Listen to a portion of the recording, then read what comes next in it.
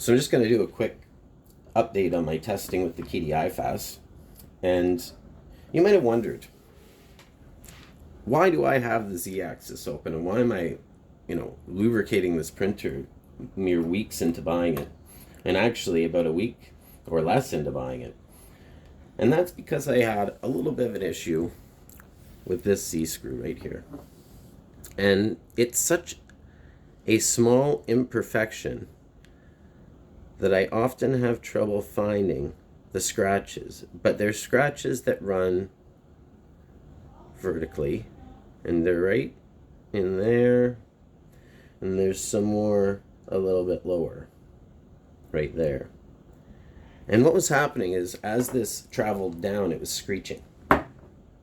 And that's why I had the printer apart. I was opening it up and I was putting lithium grease on these here and some gun oil on the rails. And I wanted to show you how to do that, mostly because, it's not a bad idea when you get a printer to go through lubricating everything. One, it teaches you the maintenance and what to do over time. Well, you should do it every couple months if you are using your printer often. So learning it on the first go is probably the best thing you can do. Makes things a lot easier. But yeah, so I got in contact with Qidi. I wasn't very happy. I didn't like the fact that I'd spent over $2,000 on a printer and there was a screeching noise coming from it. So that's why I had things apart. I was trying to figure out whether it was the linear rail or this rod. And it turns out that there's a good one right there. I don't know if you can see that. But just some very light damage. You can't feel it with your fingernail, but it caused a ringing noise. So I was able to discover when I was lubricating this axis, or the rail, that it was the imperfection. So Qidi sent me two, not just one, two. So I replaced them both, and that's not a bad idea because you're in there anyway, and you really don't know whether it could be an imperfection in this one causing it to be off a bit and causing noise on this side. Now, there was one other issue that I wanted to sort of mention, and that was when I first got my iFast, I noticed that it was homing a bit hard on the y-axis and even on the x-axis afterwards. And that was something that people didn't really understand, but I know that it might have been a problem that, well, I'm quite certain it was a problem with a few other Qidi iFast owners. So with a bit of back and forth and about 10 minutes of work, I was able to fix it. And all it was there's a bar on your y-axis, not unlike this one here. This is the one for the x-axis. And it wasn't homing. It wasn't quite, it's actually, on mine, it was just inset about 1 to 3 millimeters. So that was a problem. And all we did was throw some washers in there, extended the mount for the bar out, and it fixed it. It was, another thing that, you get a printer, you're pretty frustrated that it's not working exactly the way it should be, but they fixed it. Or we fixed it. And that was a really neat experience because I actually was the one who discovered what you should do to fix it. Now, you see two hot ends here. If you watch, and these are the high temp ones, they're a bit different as well. Let's just take a quick look. Just take a little bit of time to notice the differences. Notice the profile of this one is a lot slimmer, and the heat break sticks out a lot more, and the other one, not so much. I wasn't very impressed when I opened the Qidi iFast, and this was due to me watching a lot of the different ads or reading the different ads about it.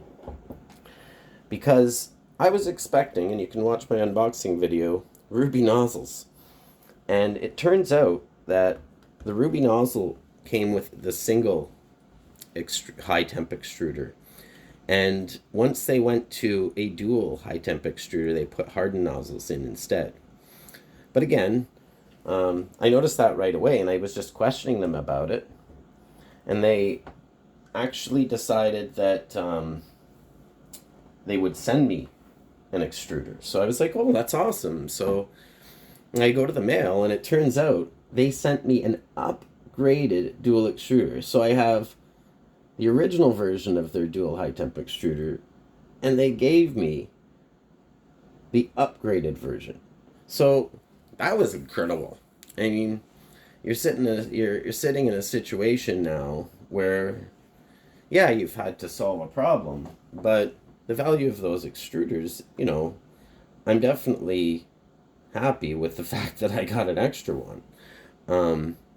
And now you see on the side here, we've got a filament dry box. Now, one came with the printer, but as a thank you for solving the homing axis issue that was happening, or providing a solution to it, they actually sent me the filament dry box and 2 extra plates.